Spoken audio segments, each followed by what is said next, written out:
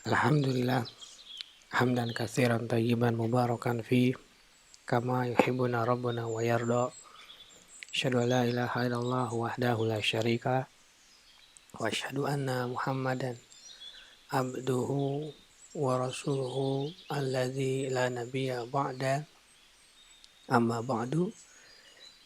Kita lanjutkan pembacaan Taisir Karimir Rahman fi Tafsir Kalamil Manan yang ditulis oleh Syekh Abdurrahman bin Nasir As-Sa'di. Masuk pada tafsir surat An-Nisa, surat yang keempat, ayat yang ke-152 sampai 161. Kita masuk pada ayat yang ke-159. Ayat yang ke-159. A'udzubillahi minasyaitonirrajim.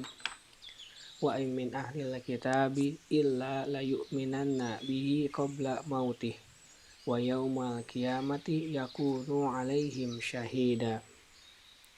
Tidak ada seorang pun dari ahli kitab kecuali akan beriman kepadanya Isa sebelum kematiannya. Dan di hari kiamat nanti Isa itu akan menjadi saksi atas mereka. Tafsir ayat 159 dan firman-Nya, wa min ahlil kitabi illa layu'minanna bihi qabla mautih. Tidak ada seorang pun dari ahli kitab kecuali akan beriman kepadanya Isa sebelum kematiannya.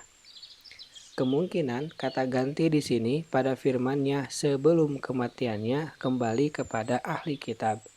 Maka atas dasar asumsi ini, setiap orang dari ahli kitab yang akan meninggal dan mengetahui perkara dengan benar, sesungguhnya ia beriman kepada Isa alaihi salam.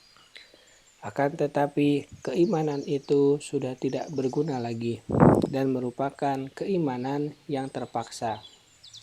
Karena itu, kandungan dari ancaman dan peringatan ini adalah agar mereka tidak terus-terusan dalam kondisi seperti itu, di mana mereka akan menyesalinya sebelum kematian mereka. Lalu, bagaimanakah kondisi mereka di hari mereka dibangkitkan dan dikumpulkan? Kata ganti dalam firman-Nya, qabla mautihi, sebelum kematiannya, itu juga mungkin kembali kepada Isa alaihi salam. Maka maknanya adalah, dan tidaklah seorang pun dari ahli kitab kecuali pasti akan beriman kepada Al-Masih alaihi salam sebelum kematian Al-Masih. Yang demikian itu akan terjadi pada saat hari kiamat sudah dekat kelak dan penampakan tanda-tanda besarnya. Karena terdapat banyak hadis-hadis sahih sebagaimana di dalam Sahih Al-Bukhari dan Muslim dari hadis Abu Hurairah radhiyallahu anhu.